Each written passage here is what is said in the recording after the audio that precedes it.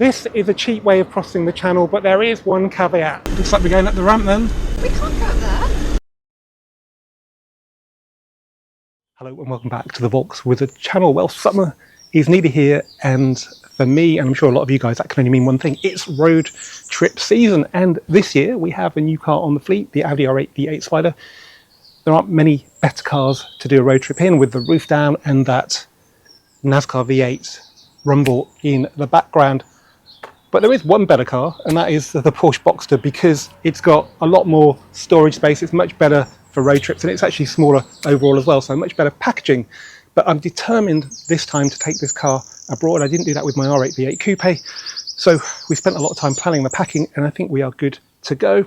And now I can take it abroad, I'm going to want to do that more and more, and that can get expensive. So in today's video, we're going to try a budget road trip to the town of Bruges in Belgium. So at the end of the video, I'll show you exactly what this trip has cost, but we need to get moving because the M25 is shut today, and we've got a bit of a detour on the route to the port of Dover, which is a hint at how we're trying to save money on this trip.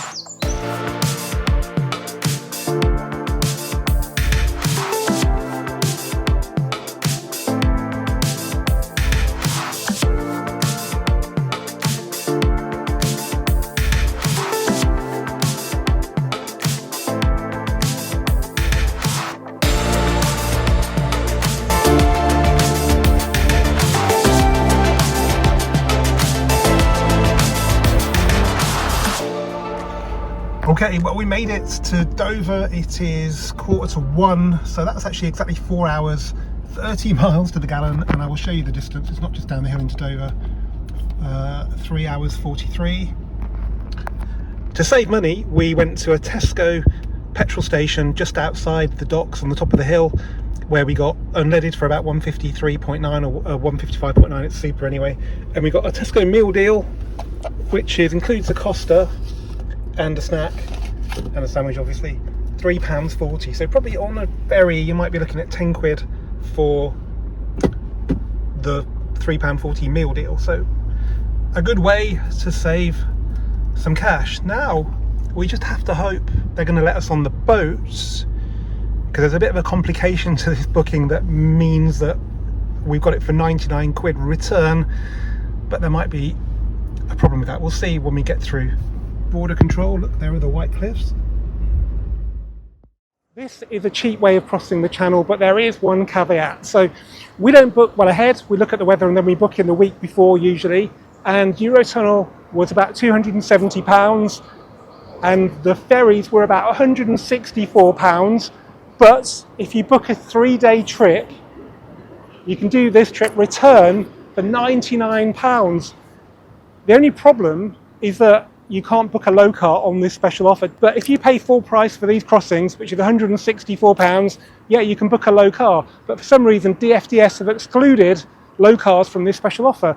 I can only assume it's because there are people going to the Nürburgring in low cars, and maybe they've damaged their cars and they've claimed for damages. And if you don't book it as a low car, then if you damage your car, it's kind of your own problem. There are some guys here going to the ring, so it is a popular way across the channel, and it's that much cheaper than the Eurotunnel as well. Compared to Eurotunnel, it's a bit weird. It's nice to be here, it's a good view, you can see the boats, but it takes ages from when you get into Dover to get actually to this point, and they could do it a lot better. The toilets are porta cabins. One good thing though, there is a £1 Lavazza coffee machine over there, which compares with the Starbucks in Eurotunnel that's about 5 quid. We're delayed 45 minutes as well, so it's going to feel like a very long day to not go very far. But we've had the M25 to contend with. We've booked a later crossing, which is good. But yeah, if we were going to like Germany, this would be a really bad day so far. Anyway, we're not going to Germany today. We're going to Belgium, assuming we can get on the ship, which actually, rather worryingly, isn't here yet. While we're waiting to get on the ferry, I just thought I'd show you how we've managed to pack the R8.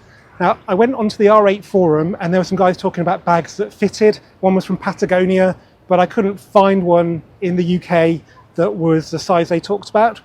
So I went to a company called Douchebags, who I'm sure a lot of you guys will be familiar with. It's a company run by John Olsen, who's a famous YouTuber, and They're quite expensive for plastic bags, but they are really versatile. And this, I think, 50-litre duffel bag fits the front of the R8 perfectly and leaves all this area on top for other things. So we've got enough just in that douche bag for 3 days, and then there's room for fire extinguisher, water, coats, and of course,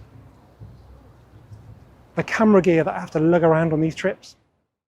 Here we go then, onto the DFDS ferry to Dunkirk. So far, so good.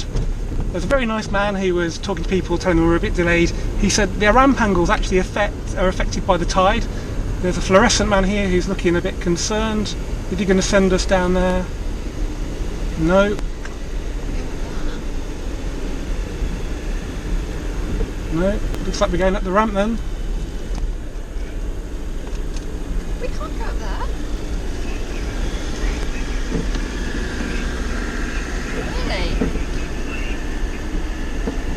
Really? Okay then, here we go.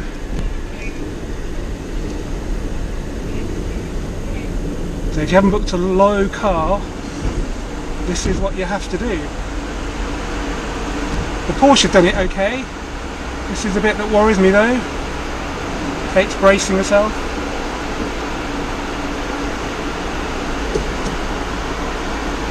That's the way to do it. Get the angle and we're up. The only problem now is it's quite tight here, unlike the lanes down on the dock. So you really don't want to get next to some people carrier with 5 people in it. Looks like we're next to the ring boys, so we should be alright.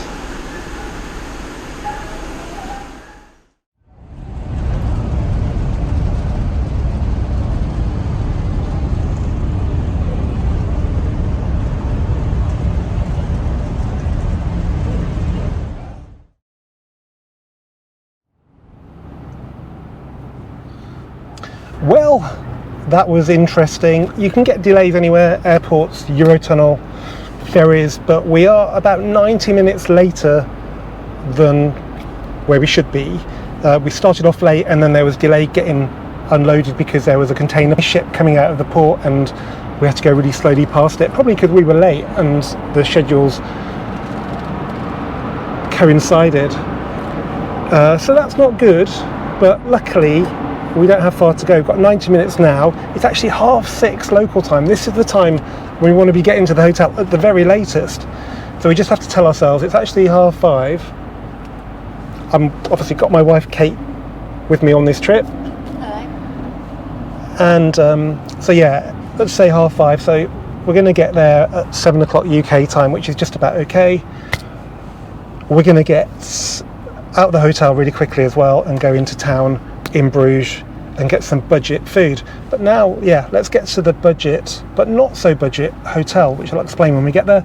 Just have a small matter of going down the ramp, which hopefully is the same angle as it was before, which means trying to get it at an angle, which is a bit harder. The Porsche has gone at an angle.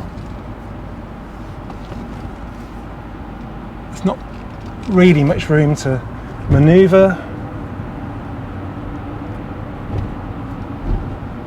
And depending on the tide, we might have a tricky angle at the bottom, but actually it's not that bad. This is pretty tricky, but again, go at an angle, don't get hit by a lorry. And we're still not off yet, or are we? I think we are. Okay. So yeah, let's get to the hotel and I'll explain to you where we're staying, and yeah, maybe you might want to stay there one day yourself. Well, it's 23.5 degrees and we're in an R8 Spyder, so even though it's a budget road trip, we can still enjoy the luxury of open top motoring. It takes a little bit longer in a Boxster than a Boxster because it's a bit more complicated. We've got 3.2 miles to our hotel.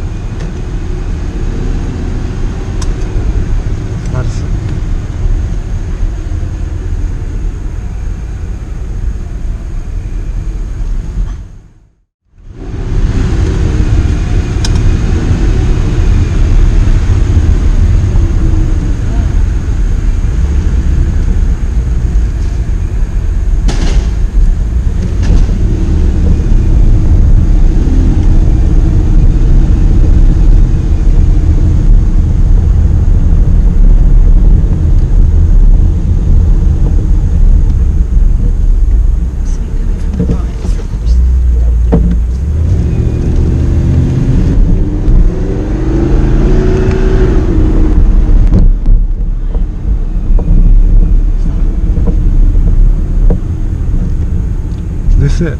Yeah, that's the width. So this must be their parking. It's not too bad, is it?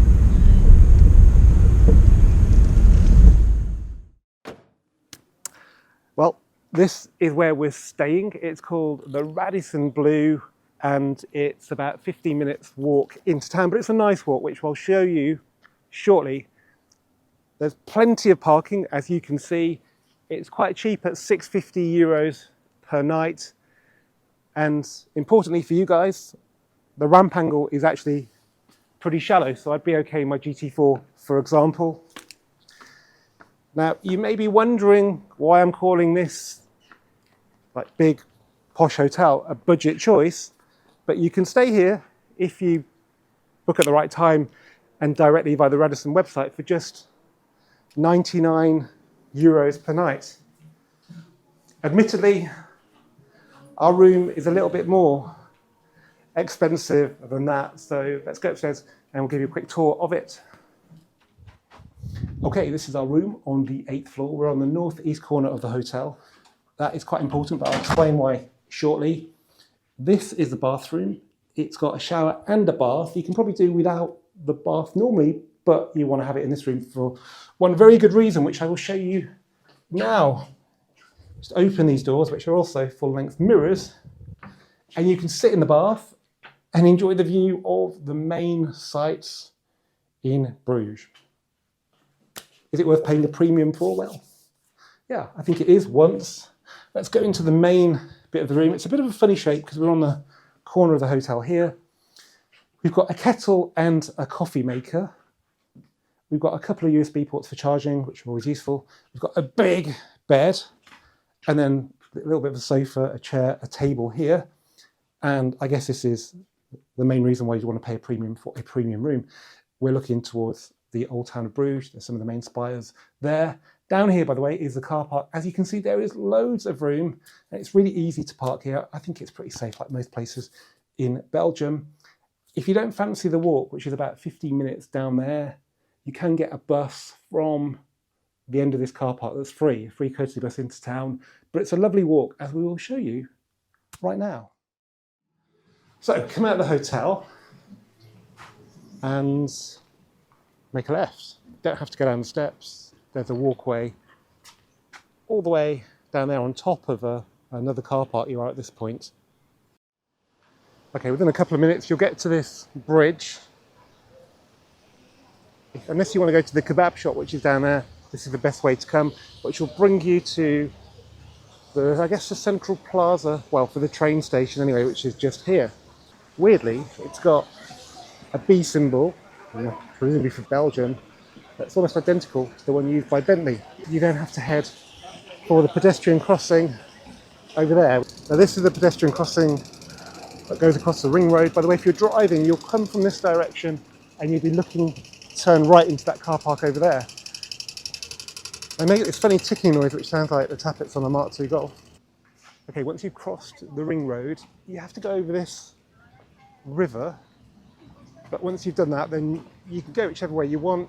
The main walk into town is down here, but a prettier route is to go down here towards Minnerswater or Lovers Lake.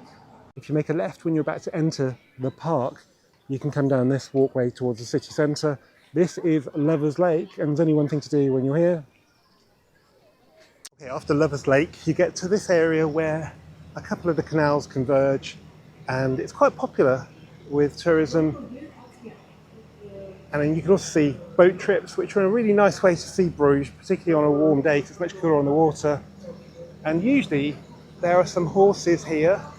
There aren't today, but you can do Bruges by horse and cart as well. And they tend to get to this point, which is the furthest they come out of town. And the poor horses have to have like a 20-minute break, but it's a good time to pop into one of the many little restaurants and have a quick drink, should you wish.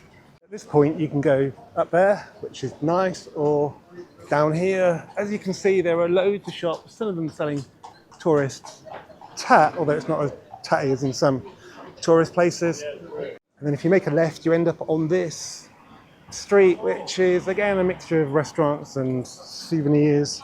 It's a little bit wider, a little bit less likely to have cars on it, but anywhere around here you'll get bikes and cars and scooters, so you have to keep a lookout. Sounds like a scooter. Yeah. Keep on walking and you'll get to a bloody big church, which apparently has got the second tallest steeple of any church in the world. Just after the big church, you come to a junction with a number of options. That one is the most direct route into the main square, but this is a nice walk as well. Just go along here, alongside the canal, take a left and you'll be at the main square.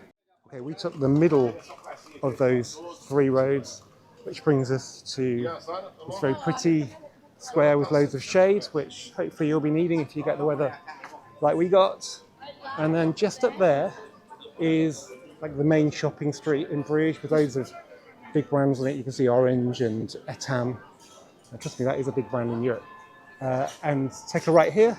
If you think cobblers when you think of McDonald's, well, in Bruges you'd be bang on, because this building I think used to be an old cobbler's or a bootmaker's. Well, welcome to the main square in Bruges. This is a Monday morning. It's actually afternoon now, 12:20. Seems to be very popular with coach trips during the week rather than the weekend, which makes sense, I guess. This is the famous Belfry, which is one of the many sites here. But this is a UNESCO World Heritage Site.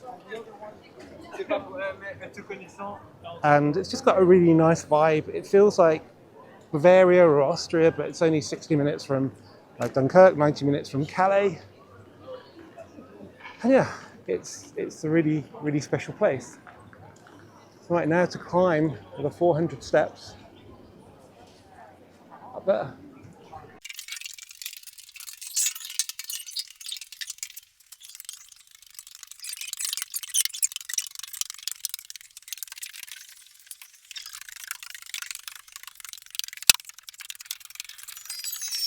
Okay, well, we made it to the top. You do have to consider your fitness level and your overall size, because not only is it quite steep, there's a lot of steps, but it's also quite narrow in places. Well, you lot ain't going up there.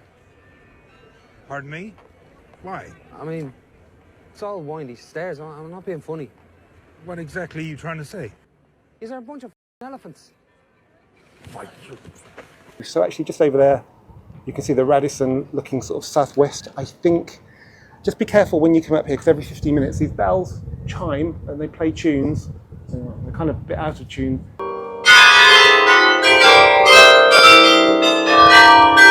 So €15 to come up here. We had to wait about an hour to get a slot, and yeah, it was worth it. Definitely worth it.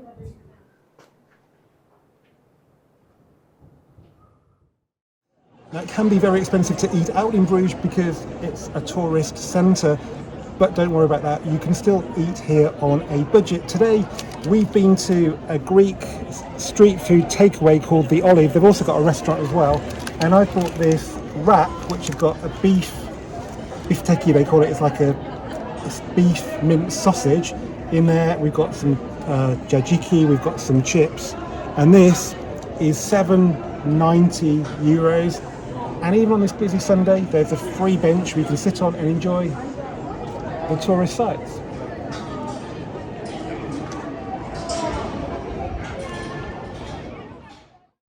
Now, Bruges itself isn't brilliant for driving, but just 15 minutes up the coast is a town called Knokke. People seem to come here from Brussels for the day out. It's a Sunday evening now, and it's 27 degrees.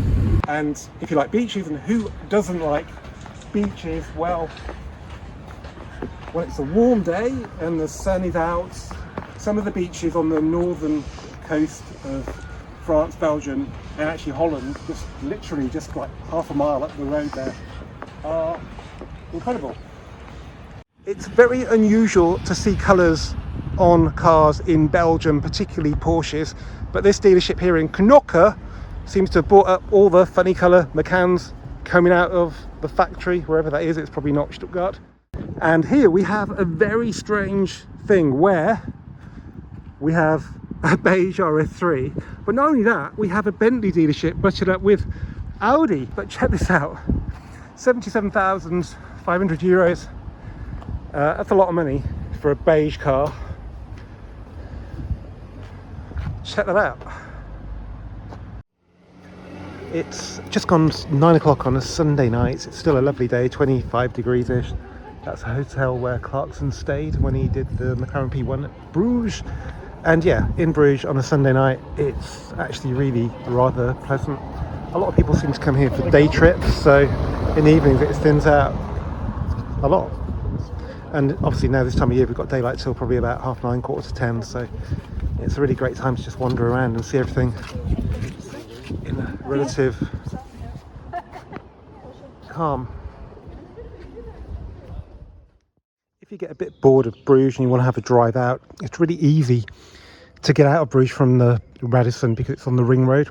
So we've come to the town of Sluis, which is actually in Holland, and we've just had dinner at Mineral on the corner there. Free parking here after 6. And as you can see, it's a pretty little place. It's really quiet. It's a Monday night. But I guess, I haven't really checked, this looks like somewhere where people from Amsterdam and other parts of Holland come on holiday, a bit like Cornwall in the UK. Just thought I'd tag this on to the end of the video. We were allowed to come back through Calais with our 99 quid deal with DFDS, so we did that. It's a little bit shorter crossing. It's 90 minutes instead of 2 hours to Dunkirk. I've got to talk really quickly and loud because there's music playing here, which isn't good for videos. And this is the lovely cafe waiting area. It's much more relaxed than Eurotunnel. Nice section of food down there. Good shop here. This looks like a new terminal building. I haven't been here for such a long time. It's so much more relaxed than at Eurotunnel. Okay, so what did this budget road trip really cost then? Well, we genuinely crossed the channel for just £99 return with DFDS. As you'll have seen, we took a bit of a gamble that the R8 would be okay on the upper deck with the normal height cars, and to my surprise, it worked out okay. What would have happened if we turned up in, say, the GT4, which would no way have got up that ramp without smacking its splitter? I don't know. Maybe the man in fluorescence would have sent us to the lower deck, or maybe he'd have just told us to get off the ship altogether. I have since emailed DFDS and asked them why low cars are not entitled to the £99 3-day short break offer that we had, and their reply is as follows. The reason we do not allow low clearance cars on our special offers is because these vehicles need to be allocated in an area on board, same area as the ones in which lorries are situated, as they cannot go up the ramp on board in which the other vehicles can due to the low clearance of the car. This causes the general cost of the low clearance car option to be significantly higher than the other vehicles. Reading it between the lines, I think DFDS is saying that the lower deck is normally for lorries and they pay more per square metre of deck than cars. So if they filled it up with cars with special offers, they'd be turning away lorries that would pay a lot more, which is fair enough. But the problem is DFDS still needs to be competitive with Eurotunnel, and I think at £164 return as opposed to £99 return, you're getting very close to the Eurotunnel price. It's still probably going to be a bit more, but Eurotunnel's 3-day deal is actually a 5-day deal, so you get a little bit longer abroad, and it's just so much quicker with Eurotunnel. Even without delays, it's just such a slow process on the ferry. I mean, I can't believe we left here at 8:30 and we were only getting off the ferry in Dunkirk at 5:30 UK time, 6:30 French time, which is just painfully slow if you look at the average mile per hour from house to the port. So yeah, on the way out, when time is more of an issue, we'll probably use Eurotunnel, but when we've got more time, we'll probably come back with DFDS.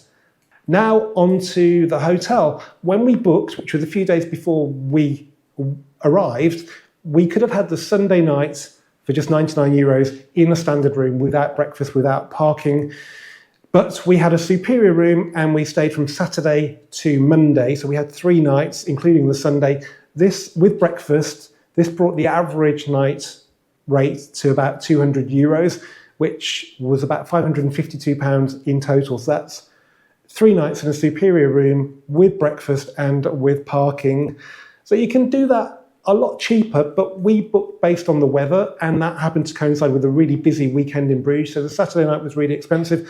I think that weekend they had the end of the fair, so all the rides were 50% of the normal cost. There was a marathon on as well, and there was a religious procession in the morning. So if you come at a quieter time, I think you can pay a lot less. Food, well, having the hotel breakfast, while not cheap, means that you don't really have much of an appetite for lunch. So we just had sandwiches from some of the small little supermarkets that are dotted around the centre of Bruges.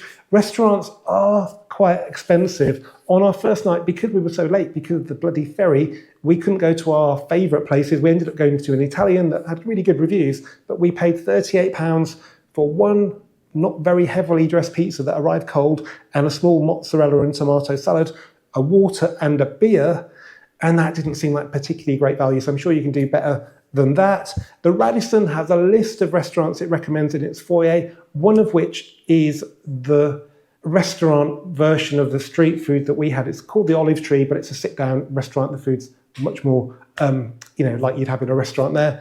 And we've been there before, and I can highly recommend that. Fuel, right, well, this obviously depends where you live in the UK, or anywhere in the world if you want to go to Bruges, I guess, and what kind of car you drive. So we live in Warwickshire, sort of in the middle of England.